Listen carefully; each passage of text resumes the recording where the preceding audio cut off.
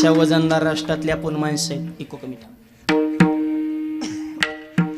त्यांचे विचार आपल्या जीवनामध्ये असणं ही काळाची गरज आहे. शिवजयंती करायची तर त्यांच्या विचाराची जयंती करा, नाही तर सगळ्यांनी आरडायचं राजे तुमची महाराष्ट्राला गरज आहे. तुझी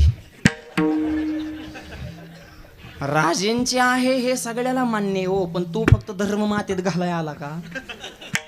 दहावे मोकळे करायला ना आई बापाला हाणाय आला आणि गावात राडा करायसाठीच तुझा जन्म आहे का रे? हा, मावळे म्हणून घेतात तर त्यांचे विचार जपा. कष्ट करा, नीती ठेवा, स्वाभिमान ठेवा, आई वडिलाची सेवा करा, विचार उच्च ठेवा, निर्व्यसनी जीवन जगा, तर तुमची लग्न होते. लग्नाचं लय अवघड झाले आता. मुली झालेत कमी, त्यांना आले डिमांड. पुरींच्या आयला आले मार्केट. पुरींच्या आयला जेवढं मार्केट आहे तेवढं कांद्याला सुद्धा नाही. आता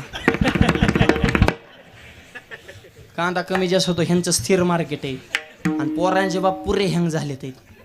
आम्हालाच काय काय महाराज आमच्या पोराला पुरी बघा, आम्हाला तेवढेच धंदेत का बाळा, आमचाच प्रवास आम्हाला ओरका नाही. तुझा गाई बनाय त्या लायकीचा आहे का? पोरगे मागायच्या मापात बोंबलेत फिरत आहे, कोण त्याला बायको देईन? तुम्हाला खरं सांगतो, मी जेमनेचे एजंट बघितले होते, गाड्याचे एजंट बघितले होते, सध्या एक नवीन एजंट उदयाला आलेत. लग्नाचे एजंट आहे, 3-3, 4-4 लाख आणतात. लांब कुठून पुरी आणतात, कशा काय नको त्यांची त्यांना लिंक लागली. त्या पुरीला 1-1.5 लाख देतात आणि हे 2-3 लाख आणतात मधल्यामध्ये. बघा, कुणाला जर ह्या धंद्यात उतरायचं असेल चांगला स्कोप आहे बघा, पण स्कोप बरोबर रिस्क सुद्धा आहे.